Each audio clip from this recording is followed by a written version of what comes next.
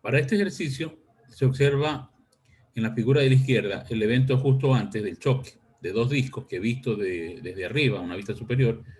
El uno está en reposo, el disco B, que tiene una masa de 0,3 kilogramos, y el disco A, de acuerdo al sistema de coordenadas, se está moviendo hacia la derecha en la dirección positiva de las X con una rapidez de 4, cuya masa es de 0,5 kilogramos.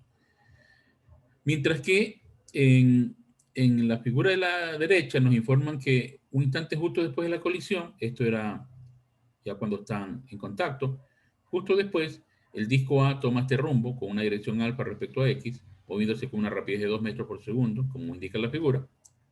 Repito, esto es una vista superior de dos discos que se mueven sobre un piso congelado, y el disco B va hacia abajo con un ángulo beta, con una rapidez V sub B. Entonces, como digo, conocida estas masas, conocido que inicialmente el disco B está en reposo y va a ser impactado por A, nos preguntan cuál es la rapidez del disco B y cuáles son estos ángulos con que sale disparado, es decir, alfa y beta. Bueno, hay varias formas de resolver este problema, de forma analítica, de forma gráfica. Vamos a resolver ambos métodos. Veamos el primero. Dado que nos dicen que se produce un choque perfectamente elástico, ¿no? Esa era la condición del dato. El dato del problema era que el choque es perfectamente elástico, entonces la energía se conserva. Ustedes saben que en colisiones de cuerpos, en donde el sistema de fuerzas y estas son cero, el sistema está aislado y puedo aplicar, independientemente del tipo de colisión, sea elástico o inelástico, aplico conservación de la cantidad de movimiento en la dimensión que la suma de las fuerzas es cero. Pero no así, la energía no siempre la puedo utilizar diciendo que se conserva. Pero si me dicen que el choque es perfectamente elástico, ahí sí lo puedo hacer. Entonces, antes del evento, de la colisión, recuerden que el disco B estaba en reposo, entonces la energía del sistema es exclusivamente la energía que tiene el disco A, un medio de su masa por la rapidez al cuadrado. Ya cuando colisionan, justo después, ya se mueve el disco A y el disco B. Entonces sus energías respectivas son los que están escritos aquí, un medio de m sub A, v sub A al cuadrado, y lo mismo con el cuerpo B. De aquí entonces despejamos la variable de la rapidez del disco B y reemplazamos los datos, ya que conocemos tanto la masa de A y la masa de B, y la rapidez que tenía el disco A antes de, de la colisión. A ver, vamos a recordar cómo se estaba moviendo. O sea, nosotros teníamos la vista superior justo después y justo antes, ¿no? Entonces, justo antes, el 1 estaba en reposo, el B, y el A, pues estaba dirigiéndose a golpear al disco B. Entonces, este valor es la rapidez U de A. ¿Y qué pasaba con A? A empezaba a moverse para la parte superior con un ángulo alfa. Entonces, esta rapidez es V de A. U para antes, V para después, del cuerpo A, del disco A. Entonces, después nos dijeron que eso era 2, la rapidez. Conocíamos la rapidez, así que reemplazamos esos valores. Entonces, tenemos que la rapidez con la que va a salir disparado el otro disco, este valor, esta magnitud, ya la conocemos. Y es de 4.47. Bien. Continuamos. Entonces, vamos a calcular las direcciones, ¿no? De estos dos discos que salen disparados una vez que colisionan. Entonces vamos a calcular la cantidad del sistema antes de la colisión, ¿no? Entonces recordemos que esta cantidad de movimiento del sistema antes de la colisión era la masa del disco A por la velocidad del disco A, más la masa del disco B por la velocidad del disco B, pero el disco B está en reposo, por eso 0. Solo ahí la cantidad de movimiento del disco A. Esto es 0,5 por 4. Y de ahí tenemos entonces un total de que la cantidad de movimiento total es 2i, kilogramos metros segundo. Dado que el sistema está aislado, entonces la cantidad de movimiento del sistema se conserva, ¿no? Por lo tanto, la cantidad de movimiento justo después del disco A más el disco B va a ser justamente 2i, la que tenía antes. Entonces, la cantidad de movimiento de cada disco después del choque, que nos da aquí, es P sub A, MA por VA, ¿no? Estamos calculando después del evento. Entonces, ya tenemos la masa del disco y la velocidad después del evento era 2, la rapidez. Entonces, eso nos da 1 kilogramo metro por segundo. Esa es la magnitud de la cantidad de movimiento de A. Y la magnitud de la cantidad de movimiento de B, asimismo, es la masa por su respectiva rapidez, que sería 0,3 por este valor ya calculado, 4,47. Entonces, esto es la magnitud de la cantidad de movimiento del disco B, 1,34. Entonces, ya con ello, conocido entonces que la cantidad de movimiento del sistema era 2i, pues lo ponemos en la dirección positiva de las x, y la suma de los vectores P sub 1, porque el un disco salía para acá, el A, y el B, el disco B salía para acá.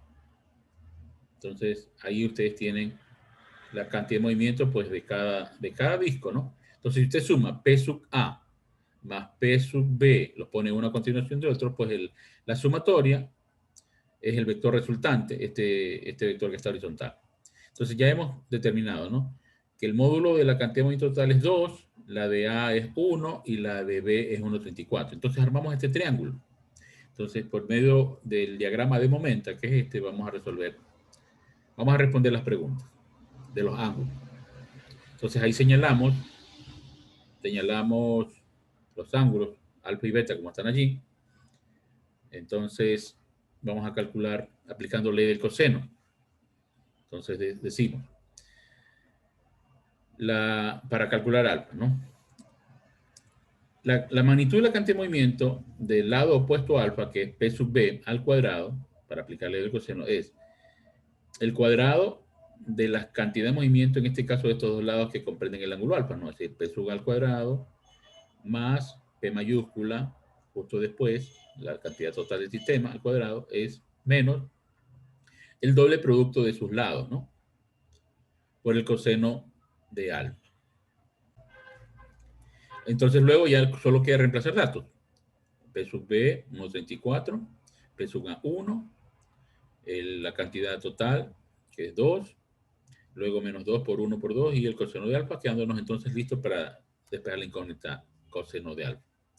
Y de ahí el arco coseno nos daría entonces de esa cantidad de ese número el valor correspondiente del ángulo en grados, sería 37 grados en términos enteros.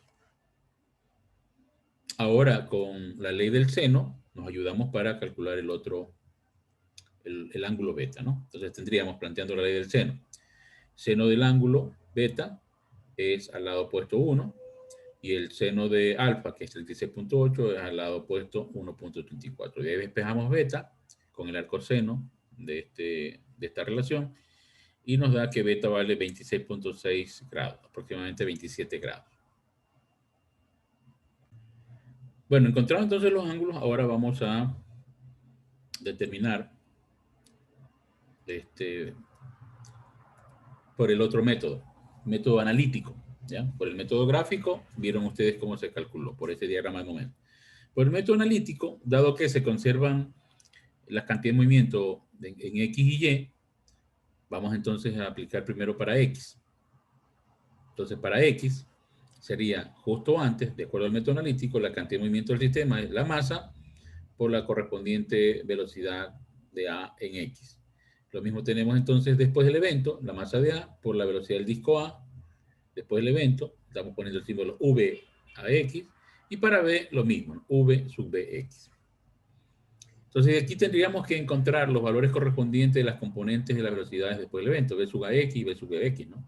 Entonces, recuerden, si el disco A se movía así, entonces yo teniendo este valor, que era, por ejemplo, 2, entonces el valor que estamos encontrando en X sería la componente en X. Entonces, esto sería B sub A por el coseno del ángulo por el coseno del ángulo que estamos llamando alfa. Esto de aquí era la dirección con que está saliendo disparado el disco una vez que choque, porque el otro disco, el B, se iba hacia abajo, ¿no? Y ahí lo mismo, había que encontrar esta velocidad B, que sería el disco B en X, en cuyo caso la magnitud sería B sub B por el coseno de el ángulo beta, que sería este de aquí, el ángulo beta.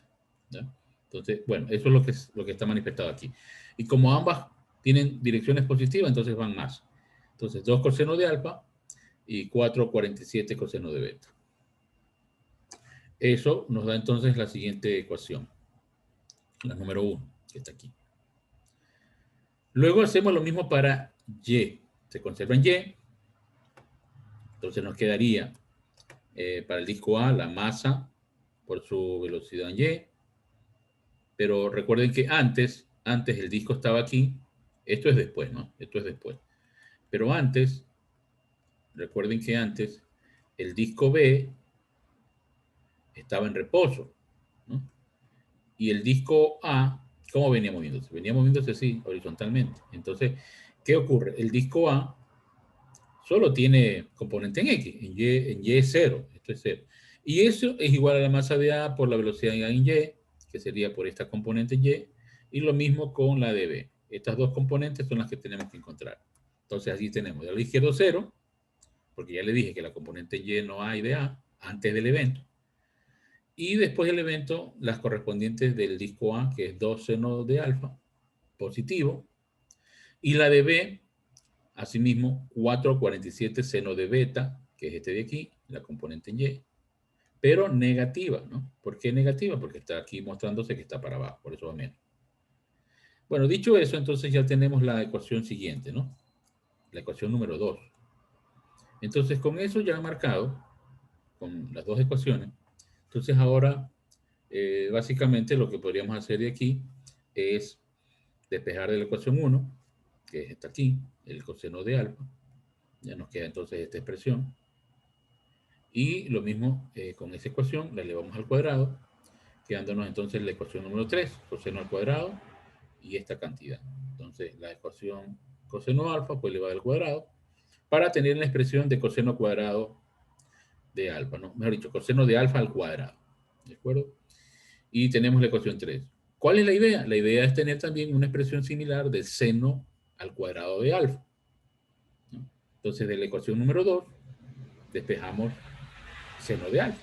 Entonces, vamos a despejar de la ecuación 2 el seno de alfa y nos queda que seno de alfa es 1,34 coseno de beta, elevamos al cuadrado y nos queda esto.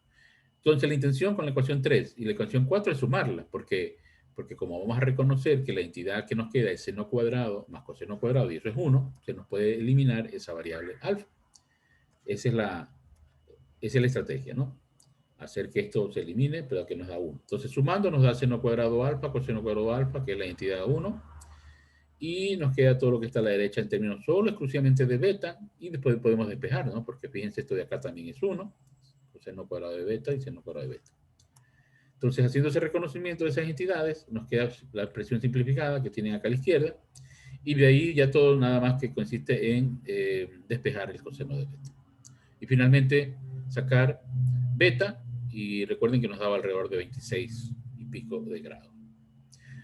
Y ya con ello, reemplazar este valor de beta, por ejemplo, en la ecuación número 2, que teníamos ya descrita antes, y reemplazar beta, ¿no? Entonces, multiplicar 1,34 por el seno de 26,4 grados. Eso sacando el arcoseno nos da ya el ángulo correspondiente alfa de 36, que eran los valores también iguales a los que obtuvimos en el primer método, el método gráfico.